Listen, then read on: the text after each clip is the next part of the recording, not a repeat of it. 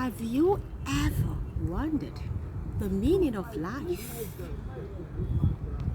And what exactly are you here for? This has always been a very age-long question. Why am I here? What's the meaning of all this? Why did I manifest into time? Bracket open.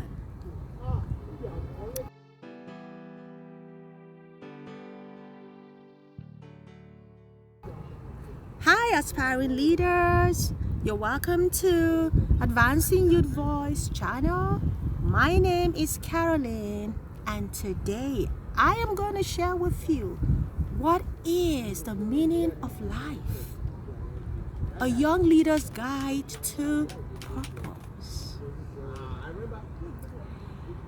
You know, Marion Williamson has this quote, and she said, "There's nothing enlightening about shrinking so that other people will feel secured around you. Let your light shine so that you can give others the permission to do same." Nothing can be more profound. What really triggers of these questions of what am I here for and what is my purpose? What really triggers this? You know, first of all, we're living on a survival. The natural instinct is, go to kindergarten school, and after school, high school, then college, and then get yourself a nice job, and you have a nice car, and you have a nice shelter, and then take your families to vacation and have the good things of life. But is that everything? Physiological needs of shelter, food, is that everything? So let us look at what is it that sets off self-actualization. What is it that makes you want to focus away from self to other people? Number one, discontent from a crucible. A crucible is a challenge that you have gone through life. You know, the discontent can come from the crucible of rejection. It can come from the crucible of pain. It could come from the crucible of health challenge. Yeah. When you go through health challenges, let's say you have cancer, you know you've got limited time. So what are you going to do? How are you going to make an impact? Think for a moment. What is my purpose? Think for a moment. Suddenly the doctor says, sorry, you've got 10 days to live, or you've got 1 month to live. Everything changes. Must you wait for that declaration, or begin to do something? Begin to focus on other people. So that is where discontent comes in. Discontent to do more, discontent to be better, discontent to make an impact. Number two, role modeling. When you look around you, people have made impacts. Look around the world. Look at the way technology has soared. Look at it from the horses and the carriages to what we have today. Today, the world is in our laps. We have internet services, we have different kinds of apps, we have relationship apps, and then of course COVID changed the whole world. Now you have e-learning, you have e-tuition, you have ease, and now we have even gone to artificial intelligence, AI. The world has transformed and people are making an impact.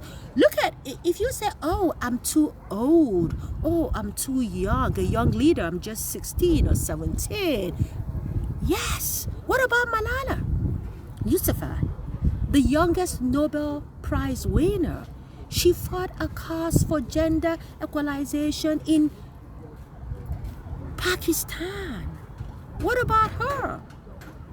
What about all these young people that made their mark? What about Mark Zuckerberg that made a mark at the age of 19? Yes. So the role models begin to give us food for thought. We begin to have inner dialogue. We want to be like them. Number 3, transitioning from survival to creativity. When you are on the base of survival, you can't create anything. Survival, Maslow defined it so rightly, Maslow's hierarchy of need.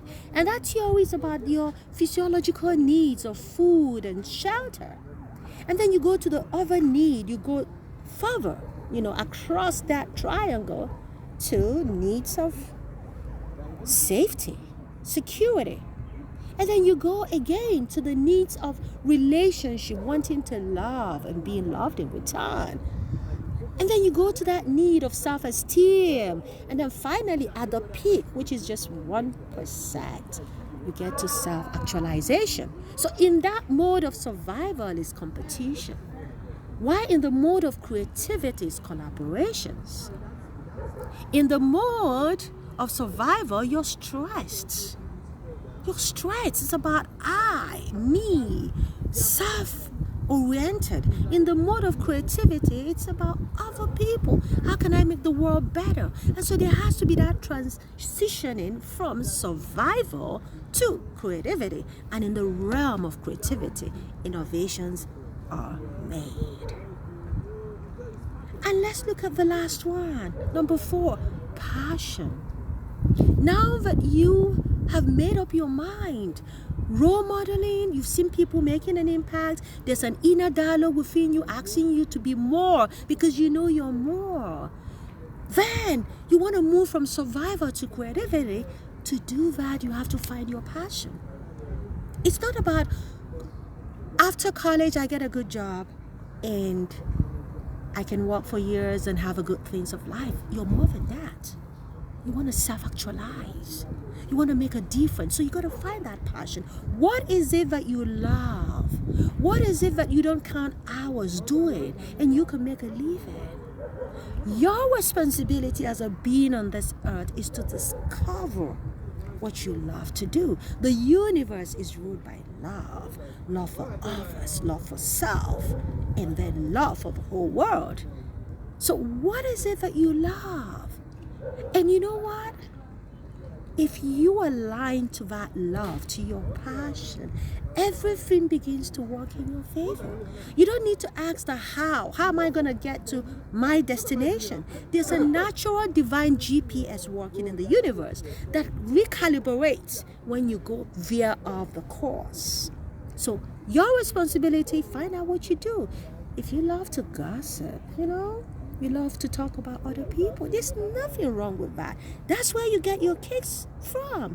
You don't have to sit behind closed doors and gossip about Prince Charles' life or Lady Camilla's life. You can set up a magazine like Hello. That's what Hello is for. Now, if you love to fight and you love to beat up people and bully them, you can go into professional boxing or professional wrestling like Mike Tyson did at the tender age of 19. Nobody saw the goodness in him. Nobody saw his strengths. They saw his weaknesses, that this man was a bully. But Costamanto changed all that and knew that this guy's passion is fighting, and then we can make a living out of that fight. And that was what took Mike Tyson to the mountaintop. So there's nothing negative about your strengths, and there's nothing positive about your strengths. You can convert your strength, whether negative or positive, to something that is beautiful and good. So look at your strengths, look at your weaknesses, discover your passion, what you love to do, and begin to shine. Be the light, because when you are the light, you give others the permission to do the same. So go out into the world and begin to make your presence felt. Begin to make an impact. I hope you have enjoyed this video. You can go down to the comments below and share your thoughts with me. Or you can also click on the link below to get the article that connects you to our website. So I look forward to all your comments and also your emails. And enjoy and go out there. You are a great being.